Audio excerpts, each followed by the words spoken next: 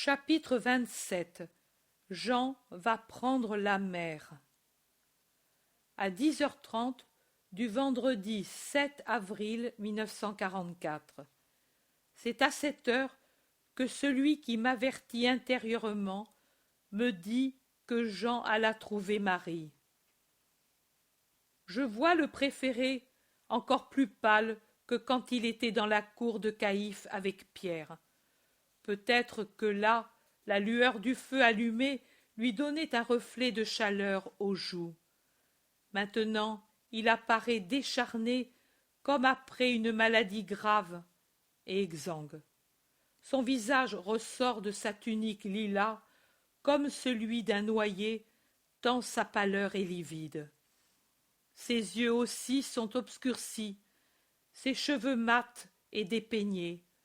La barbe qui a poussé en ces heures lui met un voile clair sur les joues et le menton et le fait paraître blond clair, comme il est, encore plus pâle. Il n'a plus rien du doux, du joyeux Jean, ni du Jean fâché qui, peu avant, dans un accès d'indignation sur le visage, s'est retenu difficilement de malmener Judas. Il frappe à la porte de la maison, et comme si de l'intérieur quelqu'un, craignant de se retrouver en face du Judas, lui demandait qui frappe, il répond « C'est moi, Jean ». La porte s'ouvre et il entre. Lui aussi va tout de suite au cénacle sans répondre à la maîtresse qui lui demande « Mais qu'arrive-t-il dans la ville ?» Il s'enferme à l'intérieur et tombe à genoux contre le siège sur lequel était Jésus, et il pleure en l'appelant douloureusement. Il baise la nappe à l'endroit où le maître tenait ses mains jointes, caresse le calice qui était entre ses doigts. Puis il dit « Ô Dieu très haut, aide-moi, aide-moi à le dire à la mère, je n'en ai pas le courage. Et pourtant, je dois le dire. C'est moi qui dois le dire, puisque je suis resté seul. » Il se lève et réfléchit. Il touche encore le calice pour tirer de la force de cet objet touché par le maître. Il regarde autour.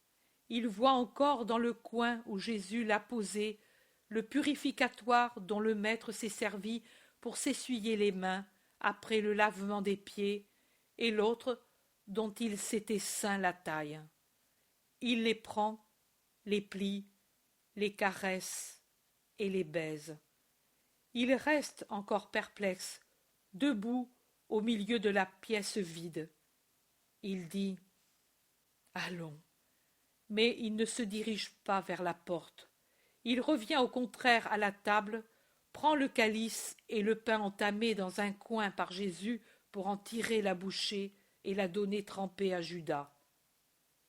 Il les baise et les prend avec les deux purificatoires et les tient serrés sur son cœur comme une relique. Il répète « Allons » et soupire. Il marche vers le petit escalier et le monte, le dos courbé, d'un pas hésitant et traînant.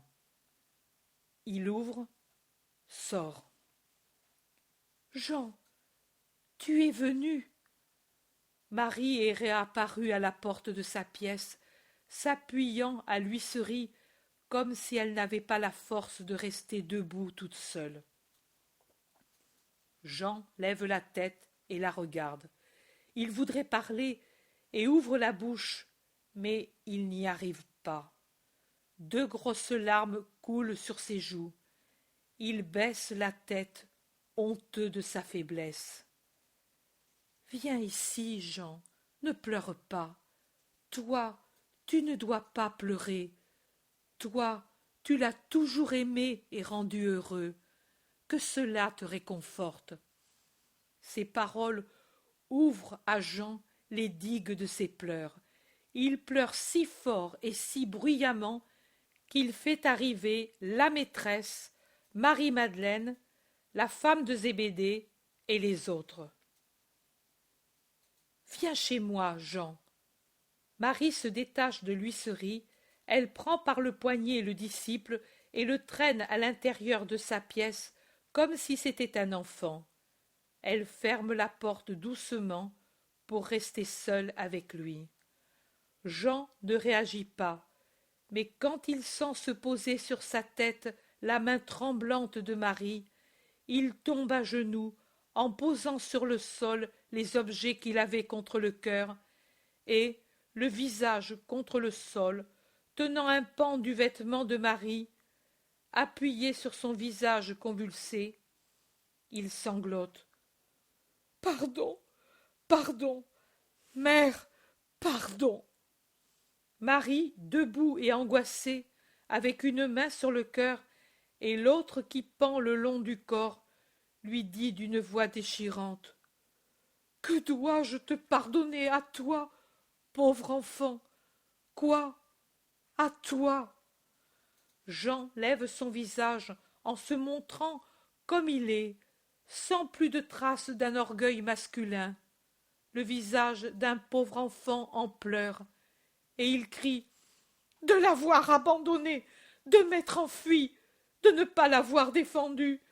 Ô mon maître, pardon, je devais mourir avant de te quitter. Mère, mère, qui m'enlèvera désormais ce remords? Paix, Jean, lui te pardonne, t'a déjà pardonné. Il n'a jamais tenu compte de ta défaillance. Il t'aime.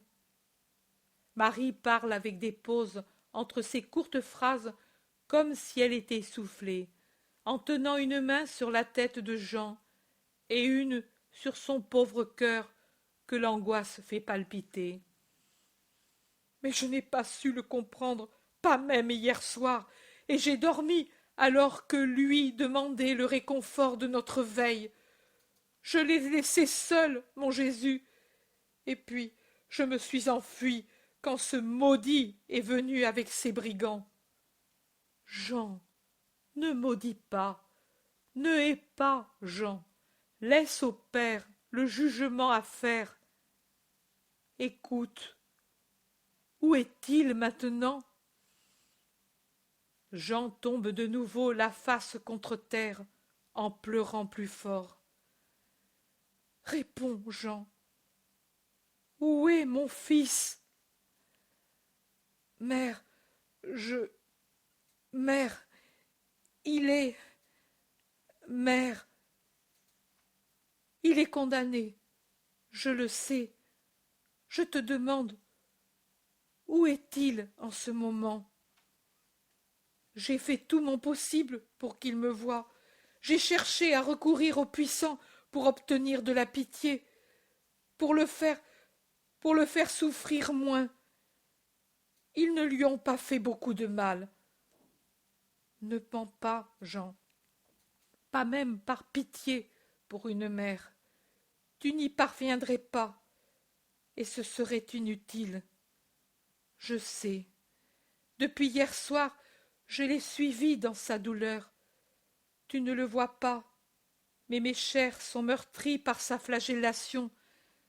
Mais sur mon front se trouvent les épines. J'ai senti les coups, tout. Mais maintenant, je ne vois plus. Maintenant, j'ignore où est mon fils condamné à la croix. À la croix. À la croix. Ô Dieu, donne-moi la force. Lui doit me voir. Je ne dois pas sentir ma douleur tant que lui sent la sienne. Quand ensuite tout sera fini, fais-moi mourir alors, mon Dieu, si tu veux. Maintenant, non. Pour lui, non. Pour qu'il me voie. Allons, Jean. Où est Jésus? Il est parti de la maison de Pilate. Cette clameur, c'est la foule qui crie autour de lui, lié sur les marches du prétoire, attendant la croix ou marchant déjà vers le Golgotha. Avertis ta mère, Jean, et les autres femmes, et allons, prends ce calice, ce pain, ces linges, mets-les ici, ils seront pour nous un réconfort. Plus tard, et allons. Jean ramasse les objets laissés par terre et sort pour appeler les femmes.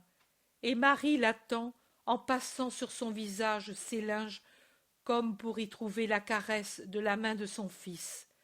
Elle baise le calice et le pain et met le tout sur une étagère. Et elle se serre dans son manteau qu'elle fait retomber sur ses yeux, par-dessus le voile qui lui enveloppe la tête et l'enroule à son cou.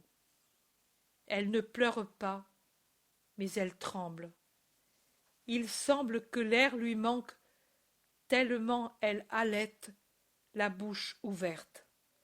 Jean rentre suivi des femmes en pleurs. « Fille, taisez-vous. Aidez-moi à ne pas pleurer. Allons. » Et elle s'appuie à Jean qui la conduit et la soutient comme si elle était aveugle. La vision cesse ainsi. Il est 12h30, c'est-à-dire 11h30 de l'heure solaire.